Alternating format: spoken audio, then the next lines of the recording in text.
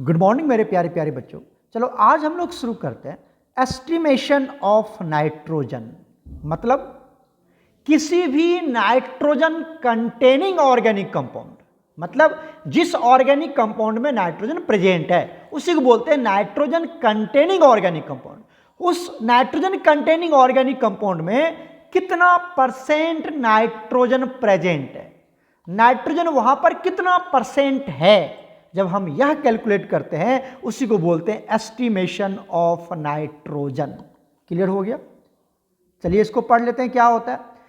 It is the method, sir estimation of nitrogen क्या एक method है to find out the percentage composition of nitrogen. मतलब nitrogen कितना percent उस organic compound में प्रेजेंट है। Okay, in the given weight of organic compound. Given weight का मतलब सर वहां पर ऑर्गेनिक कंपाउंड जिसमें नाइट्रोजन प्रेजेंट है उसका वेट भी आपको क्वेश्चन में दिया हुआ रहता है कि इतना ग्राम ऑर्गेनिक कंपाउंड हमारे पास है, इतना ग्राम ये सैंपल हमारे पास, तो इसलिए इसको बोला given weight of N organic compound.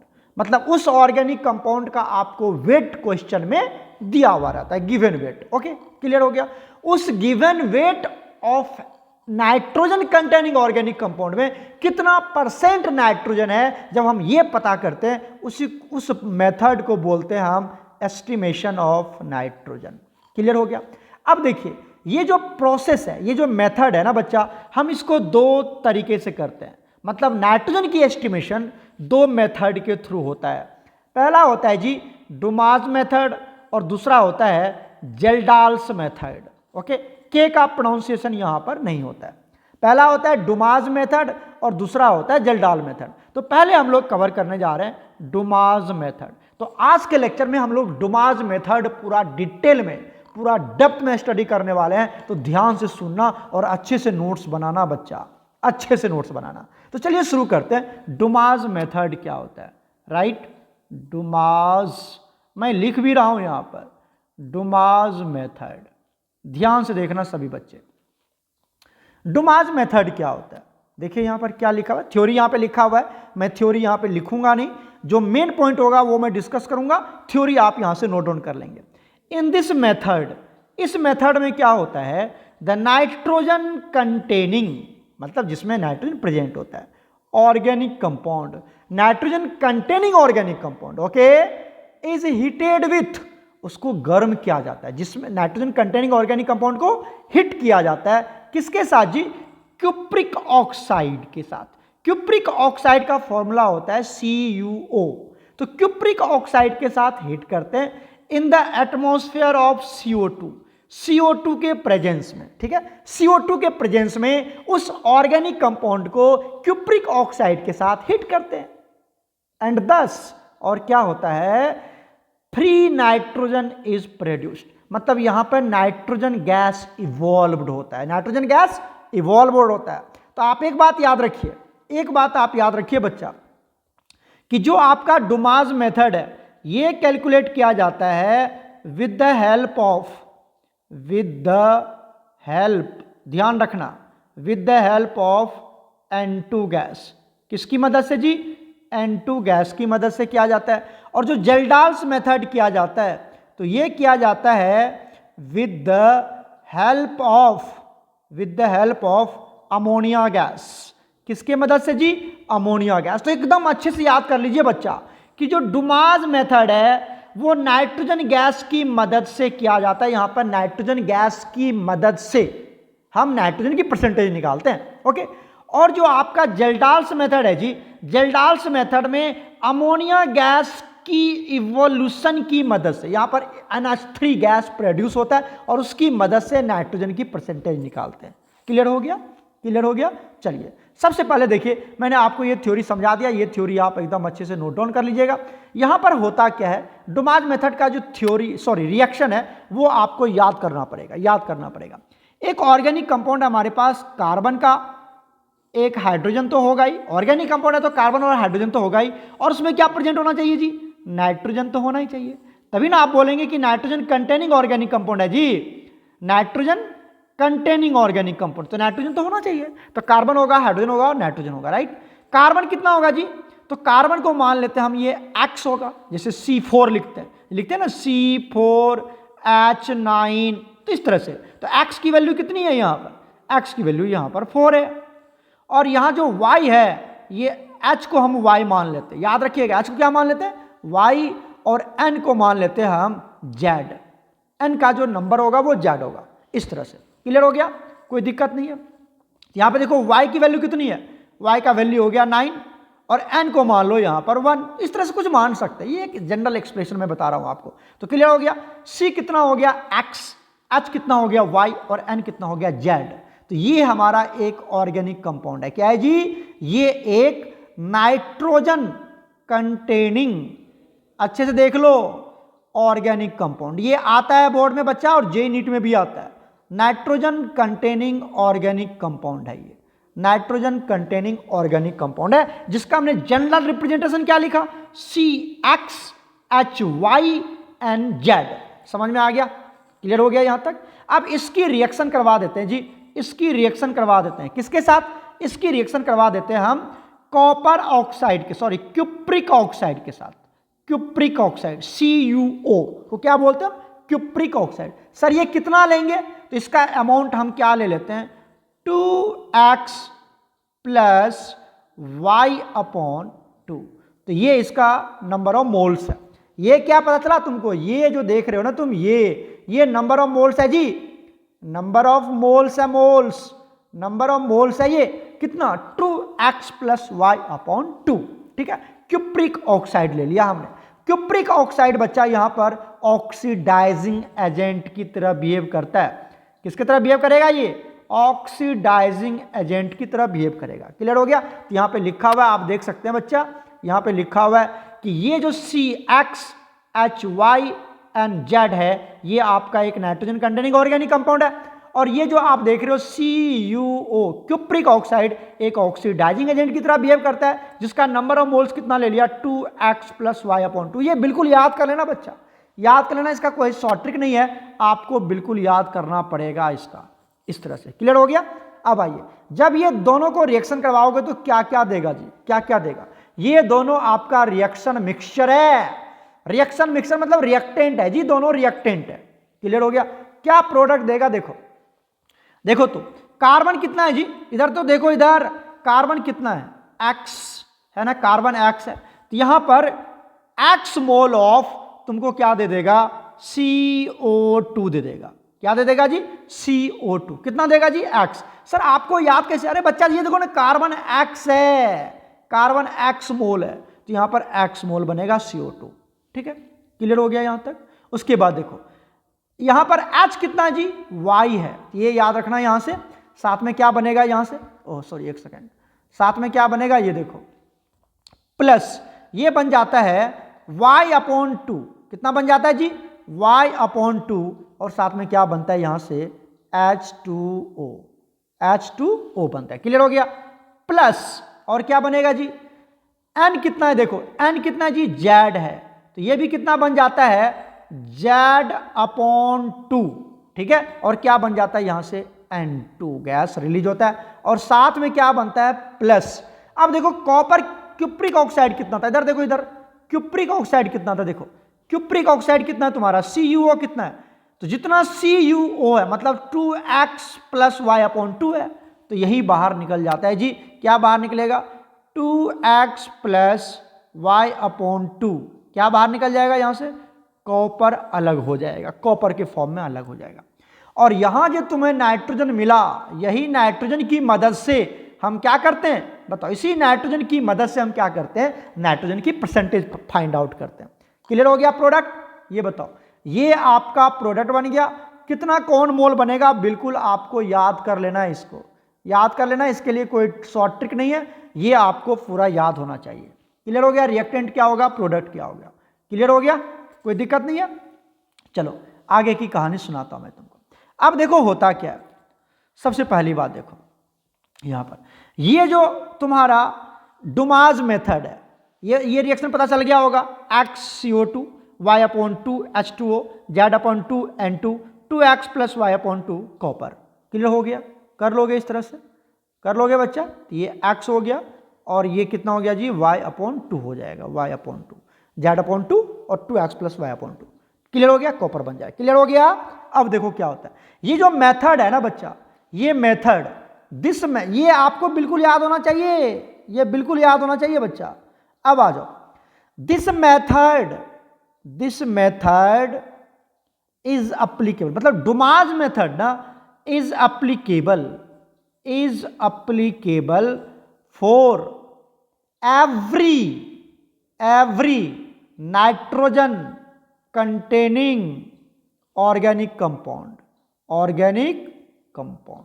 मतलब दुनिया में जितना भी नाइट्रोजन कंटेनिंग ऑर्गेनिक कंपाउंड है, उस सब के लिए अगर आप नाइट्रोजन की परसेंटेज फाइंड आउट करना चाहते हैं, दुनिया में जितना भी नाइट्रोजन कंटेनिंग ऑर्गेनिक कंपाउंड है उस सब में कितना % नाइट्रोजन है, तो उसके लिए आप ये मेथड, डुमास मेथड अप्लाई कर सकते हो। क्लियर है कि नहीं क्लियर है सर? जैसे बताओ, जैसे देख लो, जैसे हमने ले लिया साइनाइड कंपाउंड हो गया, ठीक है, आइसोसाइनाइड हो गया जी, अमाइड हो, ये क्या है जी, ये साइनाइड है, पता है ना आपको, ये साइनाइड है। ये क्या है जी, इसमें भी नाइट्रोजन है, इसमें भी नाइट्रोजन है, तो इसके लिए भी आप ये मेथड लगा सकते हो। आइसोसाइनाइड के लिए भी ये मेथड लगा सकते हैं। जैसे आप ले सकते हो यहाँ पर अमाइन ले सकते हो जी, अमाइन RNH2, तो यहाँ पर भी नाइट्रोजन है, इसके लिए भी, इसको क्या बोलते हैं जी, अमाइन बोलते हैं। इसके लिए भी हम ये डुमास मेथड अप्लाई कर सकते हैं। जैसे हम ले लेते हैं नाइट्रो कंपाउंड जी, RNO2, ये नाइट्रो कंपाउंड है ना, ये क्या है जी, नाइट्रो, या बेंजीन रिंग लगा दो या कुछ भी लगा दो, यहाँ पर AR लगा देते हैं, मतलब ये बेंजीन लगा देते हैं जी, नाइट्रो बेंजीन बना लो, ये नाइट्रो बेंजीन है। इसके लिए भी आप क्या लगा सकते हो, नाइट्रो कंपाउंड है, इसके लिए भी आप डुमास मेथड लगा सकते हो। जैसे आप एजो कंपाउंड आता है, जैसे यहाँ पे ले लेते हैं बेंजीन, ये देखो, ये बेंजीन ले लिया हमने, ठीक है, यहाँ पे लगा दिया N डबल बॉन्ड N, यहाँ पर फिर से बेंजीन लगा दीजिए, तो ये एजो कंपाउंड हो गया। ये एजो किसको बोलते हैं, इधर देखो, ये N और ये N के बीच में डबल बॉन्ड, तो इसको बोलते हैं एजो। तो एजो कंपाउंड के लिए भी आप एजो कंपाउंड बोलते हैं, इसके लिए भी डुमास मेथड लगा सकते हैं आप, समझ रहे हैं आप। तो दुनिया में जितना भी है, जैसे आप रिंग वाला कंपाउंड, जैसे पैरिडीन ले लो, तुम पैरिडीन ले लेते, ring compound containing nitrogen, ring compound में जो नाइट्रोजन प्रेजेंट है उसके लिए भी लगा सकते हो, जैसे पैरिडीन ले सकते हैं।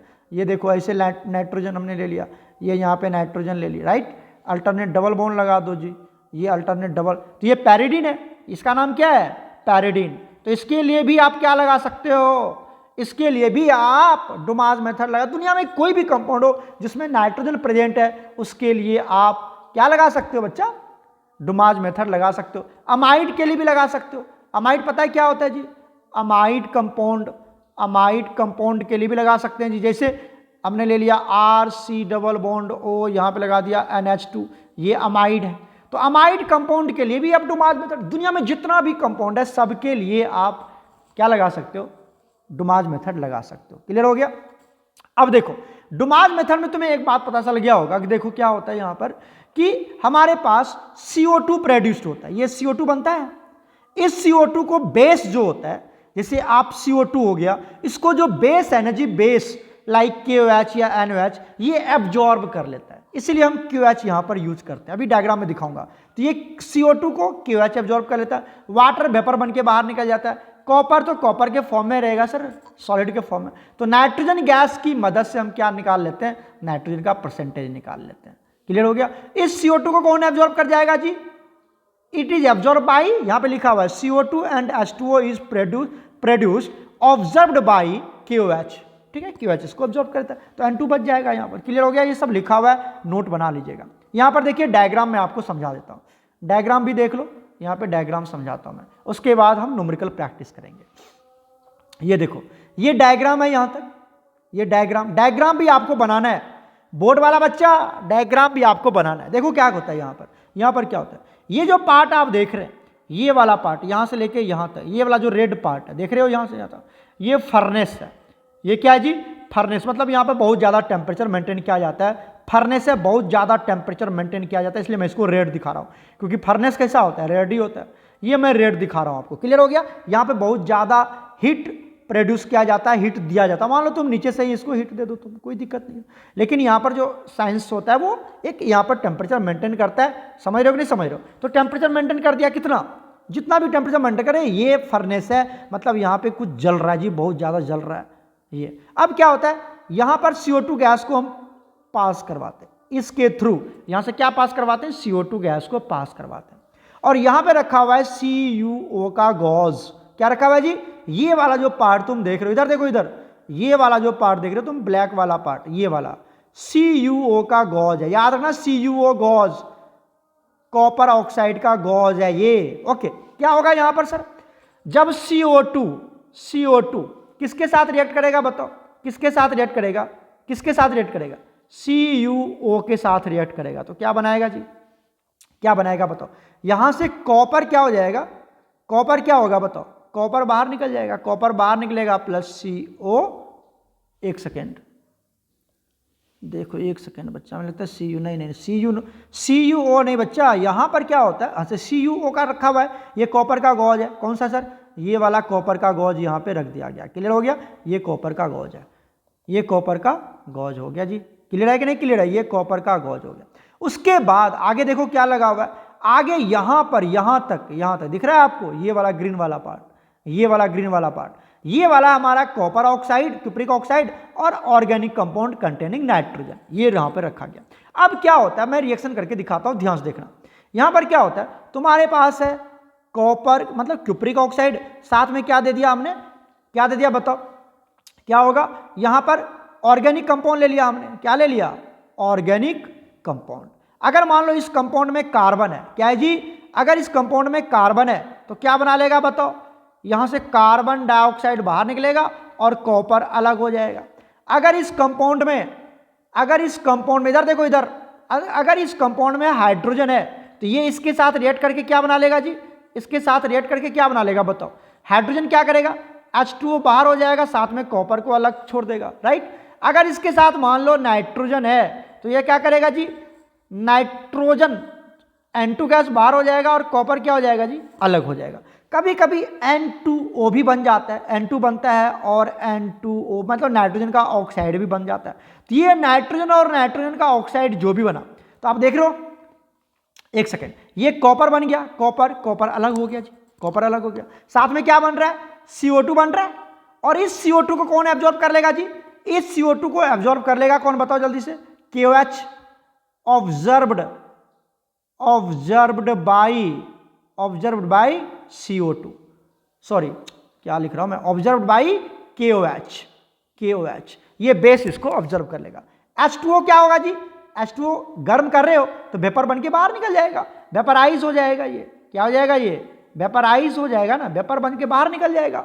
N2 गैस है या N2O है, तो ये N2O फिर से, ये N2 मान लो N2O भी तो बन सकता है सर, आप बोलोगे सर N2O भी तो ये इसकी रिएक्शन फिर से CuO के साथ रिएक्शन करवा दोगे तो N2 बन जाएगा और यहां से क्या हो जाता है, CuO के साथ है ना, तो यहां से क्या हो जाता है, O2 या कुछ ऑक्सीजन इस तरह से बाहर निकल जाता है, तो प्योर N2 में कन्वर्ट हो जाता है, प्योर N2, और साथ में क्या बाहर निकल जाएगा, कॉपर बाहर निकल जाएगा।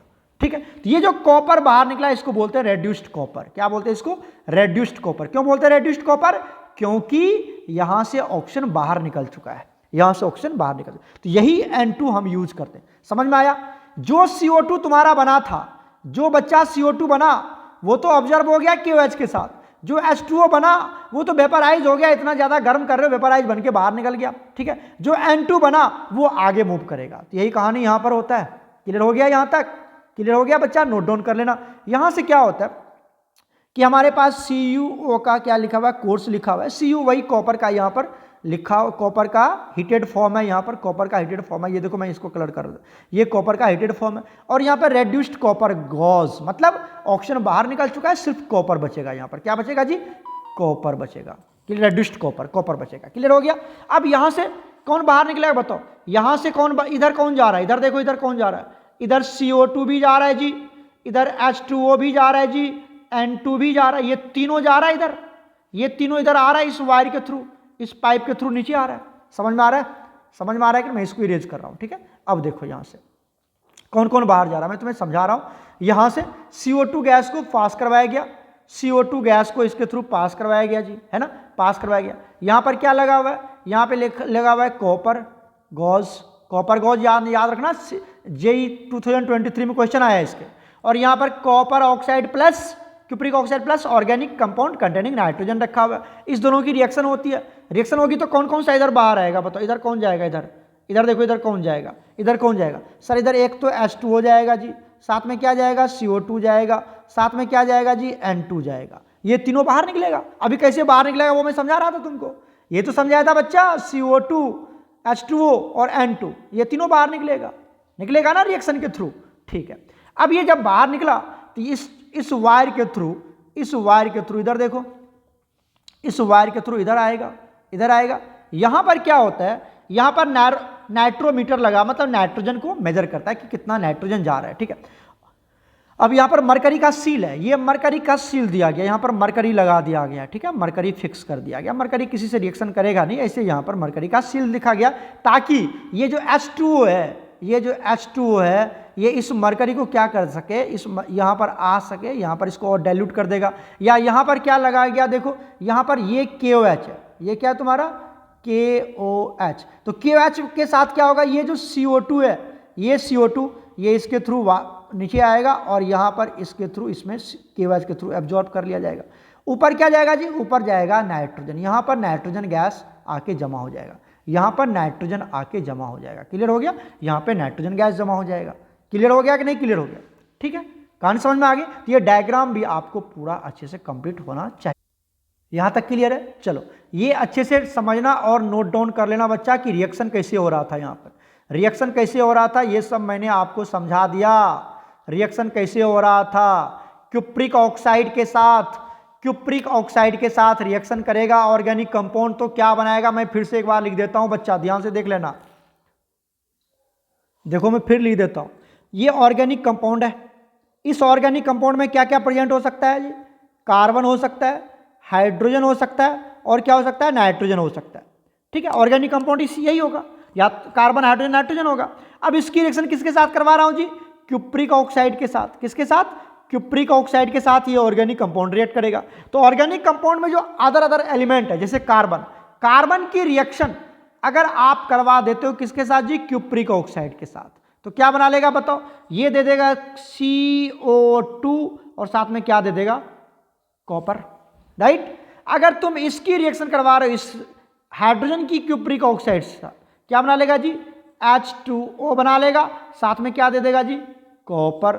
अगर तुम नाइट्रोजन की रिएक्शन क्यूप्रिक ऑक्साइड के साथ करवा रहे हो जो कि ऑर्गेनिक कंपाउंड में, राइट, तो क्या बना लेगा ये N2O बना लेगा और साथ में क्या बना लेगा जी, कॉपर बना लेगा, है ना। कुछ N2O भी बनता है, मैंने समझाया था, जो कि कॉपर ऑक्साइड के थ्रू, क्यूप्रिक ऑक्साइड के थ्रू क्या हो जाएगा, एब्जॉर्ब कर लिया जाएगा, जिसको कि रेड्यूस्ड हो जाता है, ठीक है। तो आपको क्या पता चल गया, रिएक्शन पता चल गया, ये जो CO2 है इसको कौन एब्जॉर्ब कर लेगा जी, KOH एब्जॉर्ब कर लेगा। ये जो H2O है ये भी वेपराइज हो जाएगा, या फिर आके ये H2O क्या करेगा, मैं ये भी समझा देता हूँ। ये जो H2O है यहाँ पर जो आपको ये रखा हुआ है मरकरी, इसको डाइल्यूट कर देगा इसको। और ये N2 मेन तो इसी का लीड है जी, यही N2 की मदद से हम क्या करेंगे, नाइट्रोजन की एस्टिमेशन, नाइट्रोजन की परसेंटेज फाइंड आउट करेंगे। क्लियर हो गया। और लास्ट में क्या, सब जगह क्या बाहर निकलता है जी, सब जगह तुम्हारा कॉपर बाहर निकल जाएगा, सब जगह तुम्हारा कॉपर बाहर निकल जाएगा, जो कि तुमने यहाँ पर देखा था ना बच्चा, बताओ जल्दी से, यह सुनो, ये वाटर निकल गया और ये कॉपर निकल गया। देखो यहाँ से क्या निकला, कार्बन डाइऑक्साइड, यहाँ से क्या निकला, H2O, यहाँ से क्या निकला, N2 और क्या निकला, Cu, कॉपर बाहर निकला। तो ये तो निकल रहा है सब जगह। क्लियर हो गया, रिएक्शन क्लियर है। चलते हैं आगे। देखो अब अगर आपको न्यूमेरिकल सॉल्व करना है, तो आपको आइडियल गैस इक्वेशन लगा देना जी। जबरदस्त है, लिखना अपने नोट्स में, जेके बोर्ड वाला बच्चा और जो भी बोर्ड वाले बच्चे जरूर लिखना, आइडियल गैस इक्वेशन यूज कर लेना। आइडियल गैस इक्वेशन क्या कहता है sir, PV equal to nRT, ये तो कहता है, क्या कहता है जी, PV इक्वल टू nRT, ये आइडियल गैस इक्वेशन है और इसी को हम लोग यूज करेंगे। लेकिन एक बात समझिए, ये जो प्रेशर है ना जी, ये हम ड्राई प्रेशर लेते हैं। कौन सा प्रेशर लेते हैं जी, ड्राई प्रेशर लेते हैं हम।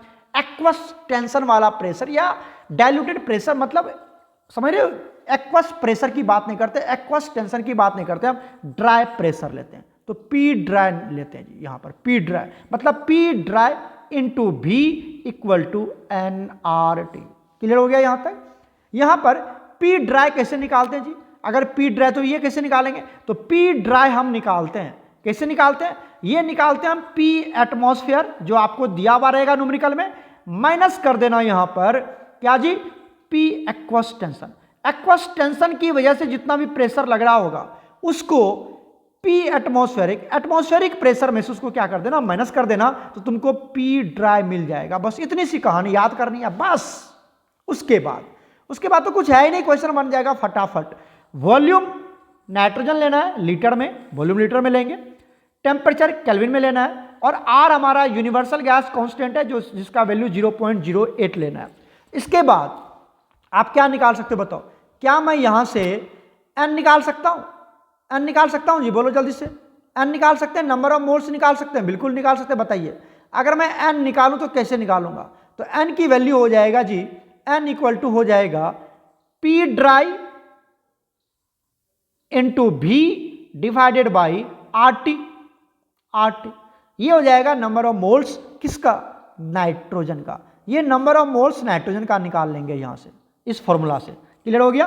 पहले पीवी इक्वल टू एनआरटी ये वाला यूज कर लिया जी, उसके बाद हमने नंबर ऑफ मोल्स निकाल लिया नाइट्रोजन के। जब नंबर ऑफ मोल्स निकल गया तो मोलर मास ऑफ नाइट्रोजन निकल जाएगा, मोलर मास ऑफ नाइट्रोजन निकल जाएगा। कैसे निकालते हो मोलर मास ऑफ नाइट्रोजन, कैसे निकालते हो, mole into molar mass, number of moles into molar mass, यही निकालते जी, number of moles into molar mass, molar mass, तो क्या मिल जाएगा तुमको, मोलर मास ऑफ नाइट्रोजन मिल जाएगा। क्लियर हो गया। इस फॉर्मूला से ये निकाल लेंगे। उसके बाद निकाल लेंगे हम परसेंटेज नाइट्रोजन। क्या निकाल लेंगे जी, परसेंटेज नाइट्रोजन। कैसे निकालेंगे, मोलर मास जो अभी आपने निकाला, molar mass divided by given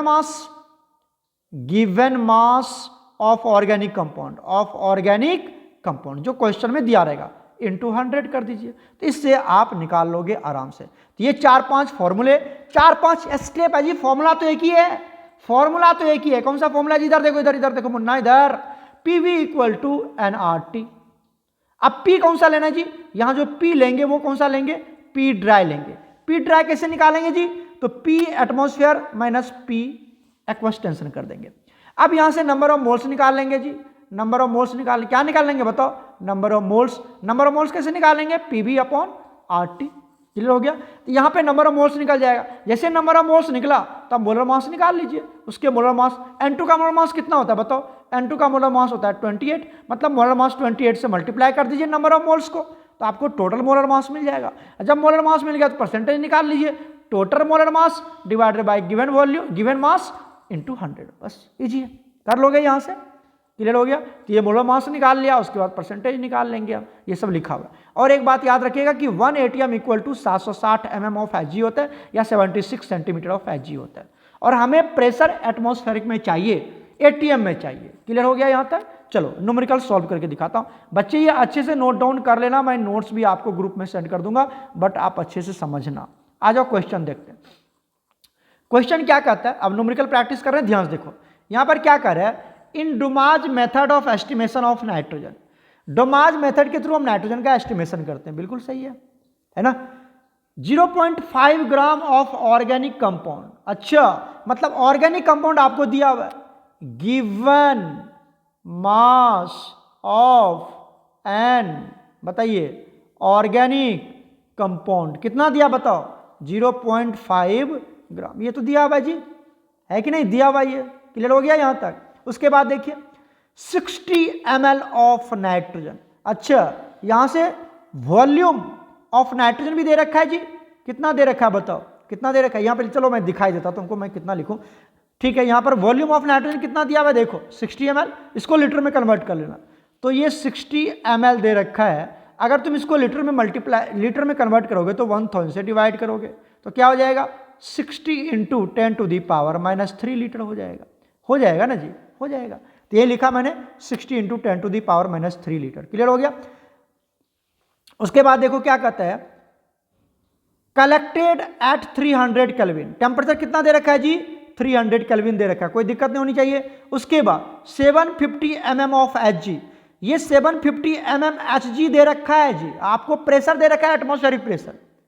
the percentage composition of nitrogen निकालिए, कितना है, कह रहा है कि एक्वस टेंशन ऑफ इतना दे रखा है 15 mg ऑफ Hg दे रखा है। एक्वस टेंशन आपको क्वेश्चन में दिया रहेगा बच्चा, दिया रहेगा, तो क्या करना, माइनस कर लेना, तो 15 mm को माइनस कर दिया, तो P ड्राई निकालना है ना आपको, क्या निकालना है, P ड्राई निकालना। तो P ड्राई कैसे निकालेंगे, P ड्राई मतलब ड्राई प्रेशर कैसे निकालोगे, तो जो एटमॉस्फेरिक प्रेशर है 715 है ना, 715, उसमें से 15 जो एक्वस टेंशन वाला है उसको क्या कर देंगे, माइनस कर देंगे, तो 700 mm क्या निकल जाएगा, प्रेशर निकल जाएगा P ड्राई। लेकिन mm में नहीं चाहिए आपको, ATM में चाहिए। तो mm अगर दिया हुआ है और उसको प्रेशर ATM में लेना है तो उसको 760 से डिवाइड कर देना। देखो यहाँ पर हम क्या निकाल लेते हैं, प्रेशर निकाल लेते हैं ड्राई, तो क्या लिखेंगे, P एटमॉस्फेरिक प्रेशर है ना, atmospheric pressure minus P aqueous tension वाला, एम आई राइट। तो बताओ P एटमॉस्फेरिक कितना दे रखा है 715 माइनस कितना दे रखा है P एक्वस 15, कितना हो गया जी 700 mm ऑफ Hg हो गया। Hg क्या है, प्रेशर का यूनिट है जी, mm of Hg centimetre of Hg, ठीक है। अब इसको लिखना है आपको ATM में, तो ये जो 700 mm ऑफ Hg है, तो अगर तुम इसको 700 mm ऑफ Hg है ना, इसको तुम डिवाइड कर दो कितने से, 760 mm ऑफ Hg से, ठीक है। तो ये निकल जाएगा mm of Hg, mm of cancel हो जाएगा, यहां से क्या निकलेगा जी, ये निकलेगा तुम्हारा ATM में कन्वर्ट हो जाएगा, ATM में। अब ये हो जाएगा ATM में। अगर मान लो आपको सेंटीमीटर दे रखा, मान लो, वो भी समझा देता हूं मैं आपको, वो भी समझा देता हूं। अगर तुमको दिया रहता है 700 सेंटीमीटर ऑफ Hg, तो क्या करते हैं इसको ATM में कन्वर्ट करने के लिए 76 सेंटीमीटर ऑफ Hg से डिवाइड कर देते, इसका अब आ जाता है ATM में, ये ATM यूनिट हो जाएगा आप, ठीक है। अब इसको तुम कट कर लो ना, कैंसिल कट कर लो, इसको सॉल्व कर लो, सॉल्व तो करने आता है ना, सॉल्व कर लेंगे, लेकिन अब यूनिट क्या होगा इसका, ATM होगा। तो याद रखना सेंटीमीटर अगर होगा तो 76 से डिवाइड करना, अगर mm होगा तो 760 से डिवाइड करना। ओके, क्लियर हो गया। तो ये ATM में कन्वर्ट कर लिया आपने। उसके बाद R का वैल्यू जी, R का वैल्यू तो पता ही है आपको, R कितना होता है बताओ, 0.08 ATM लीटर में ये लेना होता है, ठीक है। अब यहां से नंबर ऑफ मोल्स निकाल लेते हैं। नंबर ऑफ मोल्स कैसे निकालते हैं जी, number of moles of N2 कैसे निकालते हैं, PV अपॉन RT। अरे बच्चा PV अपॉन RT, तो प्रेशर कितना है बताओ 700 अपॉन 760, वॉल्यूम कितना है इतना, R कितना है, T कितना है, रख दिया, तो नंबर ऑफ मोल्स निकल गए जी आपके, कितना 2.2 into 10 to the power minus इतना मोल, ठीक है। अब यहां से क्या निकाल लेते जी, यहां पर गिवन मास नहीं होगा, यहां पर मोलर मास होगा। क्या होगा जी, यहां पर मोलर मास, ये गिवन मास नहीं है, यहां मोलर मास निकाल लेना, गलती से लिखा गया। मोलर मास ऑफ N2 निकाल लेते हैं, कैसे निकालते हैं, मोल इंटू मोलर मास। तो मोल कितना, मोल तो यही है 2.2 into 10 to the power minus 3, और मोलर मास कितना होता है N2 का, N2 का मोलर मास कितना होता है, N2 है तो 28 होगा, इसको जब मल्टीप्लाई करोगे तो इतना ग्राम आ जाएगा, 0.062 ग्राम आ जाएगा। अब यहां से परसेंटेज निकाल लीजिए, परसेंटेज ऑफ N2 निकाल लेते हैं। तो जो आपका मोलर मास आया जी कितना आया, ये देखो 6.62 डिवाइडेड बाई ऑर्गेनिक का मास कितना था, ऑर्गेनिक कंपाउंड का मास कितना था, अभी तो बताया था 0.5, तो 0.5 दे दिया जी, और 100 से मल्टीप्लाई कर दिया। इतना इजी क्वेश्चन आता है। आप पता है कितने में आया था, ये जेई 2025 का क्वेश्चन है, इस बार आया था जेई में। दिखा कितना इजी है, कितना इजी है। बस प्रेशर निकालने आना चाहिए आपको, P ड्राई निकालने आना चाहिए, और उसमें भी क्या है जो आपको दिया हुआ है उसमें एक्वस वाले को माइनस कर दीजिए, ठीक है। और फिर आपको ATM में उसको कन्वर्ट करने आना चाहिए, ठीक, क्लियर हो गया। वॉल्यूम को आप लीटर में कन्वर्ट कर लीजिए, R का वैल्यू आपको पता होना चाहिए, गेम खत्म हो गया, बस इतना ही इसमें यूज होता है। दूसरा क्वेश्चन देख लो, दूसरा क्वेश्चन, ये क्वेश्चन जो है बच्चा, ये क्वेश्चन जो है ये आया हुआ है जेई 2023 का क्वेश्चन है, 23 का क्वेश्चन है। देखो क्या कहता है कि in uh Dumas method of estimation of nitrogen, ठीक है सर, डुमाज मेथड में तो हम नाइट्रोजन की एस्टिमेशन नहीं करते हैं, बिल्कुल। द सैंपल इज हीटेड, उस ऑर्गेनिक, सैंपल मतलब ऑर्गेनिक कंपाउंड कंटेनिंग नाइट्रोजन, तो वो सैंपल को हम हीट करते हैं किसके साथ जी, कॉपर ऑक्साइड या क्यूप्रिक ऑक्साइड बोल दो, CuO के साथ हीट करते हैं। The gas evolved passed over, जो गैस निकलता है उसको किसके थ्रू पास करवाया जाता है बताओ जल्दी से, कॉपर ऑक्साइड के साथ। अरे सर कॉपर ऑक्साइड तो यूज कर लिया गया तभी तो गैस निकला ना, तो कॉपर ऑक्साइड थोड़ी होगा। अब कॉपर ऑक्साइड के साथ तो रिएक्शन करवाया गया। अभी तो एक ऑर्गेनिक कंपाउंड की रिएक्शन करवाया था किसके साथ जी, क्यूप्रिक ऑक्साइड के साथ। तभी ना यहां नाइट्रोजन गैस रिलीज हुआ था, CO2 रिलीज हुआ था, H2O रिलीज हुआ था और साथ में Cu बना था। am I right? तो ये जो गैस निकला N2 गैस या CO2 गैस जो भी, और ये H2O भी वेपर ही बन जाता है क्योंकि इतना ज्यादा आप फर्नेस लगा रखे हो, तो ये भी, तो ये किसके थ्रू पास होता है बताओ, कॉपर गॉज के थ्रू। अभी बताया था मैंने आपको कॉपर गॉज, याद है लास्ट में कॉपर गॉज रखते थे, याद है तुमको, लास्ट में कॉपर गॉज रखते थे। देखो यहां पर भूल गए क्या, ये देखो किसके थ्रू पास करवाया जाता था जी, किसके थ्रू। अब यहां से ये पास हो रहा है जी, ये क्या है, कॉपर गॉज है, दिखा आपको कॉपर गॉज। इसके देखो जेई में इतने छोटे छोटे क्वेश्चन पूछ लिया जाता है कि कॉपर गॉज, यहां से गैस बन बन के जा रहा है, कॉपर गॉज के थ्रू पास होगा, फिर ये इस पाइप के थ्रू इधर आएगा। M I right? तो ये कहानी है इसकी, क्लियर है कि नहीं क्लियर है, कर लोगे। तो ये जेई 2023 का क्वेश्चन है, उम्मीद है आपसे आराम से हो जाएगा। क्लियर हो गया? आइए अगला क्वेश्चन देखते हैं जी। अगला क्वेश्चन क्या कहता है, ये क्वेश्चन जेई 19 का क्वेश्चन है, जेई का क्वेश्चन है जी 19 का। क्या कर रहा है, in an organic compound is estimated through a Dumas method. Dumas method की थ्रू एक ऑर्गेनिक कंपाउंड को आप एस्टिमेट करने जा रहे हो। And was found to evolved, और ऐसा पाया गया 6 मोल ऑफ CO2। कितना जी बताओ, CO2 कितना बना जी, 6 मोल। 6 मोल क्या बना बताओ, CO2। ओके, क्या कहता है, अब क्या कहता है जी, 4 मोल H2O। बताओ 4 मोल क्या बना जी, 4 मोल H2O बना। उसके बाद क्या कहता है, 1 मोल ऑफ N2, 1 मोल क्या बना जी, N2 गैस बना। M I right? कहता था formula of the compound is, compound का फॉर्मूला मतलब ऑर्गेनिक कंपाउंड का फॉर्मूला क्या है, ऑर्गेनिक कंपाउंड का फॉर्मूला क्या है जी, ये आपको पूछ रहा है। जेई 19 का क्वेश्चन है जी, 19 में आया था मेंस में। बताओ ये ऑप्शन दे रखा है, क्या होगा इसका फॉर्मूला, जल्दी बता दीजिए। देखिए यहां पर क्या करते हैं, आपको पता है ऑर्गेनिक कंपाउंड का फॉर्मूला क्या लिखते हो तुम, क्या लिखते हो बताओ, ऑर्गेनिक कंपाउंड क्या होता है बताओ, CXHYNZ, यही तो है ऑर्गेनिक कंपाउंड जी, याद है आपको, यही लिखते थे, इसलिए बोला था याद रखना। अब देखो यहां पर जब इसकी रिएक्शन किसके साथ करवा दिया जाता है, कॉपर ऑक्साइड के साथ। किसके साथ जी, कॉपर ऑक्साइड, क्यूप्रिक ऑक्साइड, जिसको कॉपर ऑक्साइड कितना लेते थे जी हम बताओ, 2x + y/2, याद है, ये बिल्कुल याद करना पड़ेगा जी इसे, है ना। तो बताओ क्या बनता था, यहां से क्या बनता था, याद है तुमको क्या बनता था जी, ये बनता था x ऑफ CO2 + y/2, क्या बनता था बताओ जल्दी से, y/2 H2O + z/2 N2 और 2x + y/2 क्या बनता था जी, बताइए जल्दी से, कॉपर। M I right? ये तो पता ही होगा तुमको, ये तो पता ही होगा जी, बोलो नहीं यस और नो, ये तो पता ही होगा।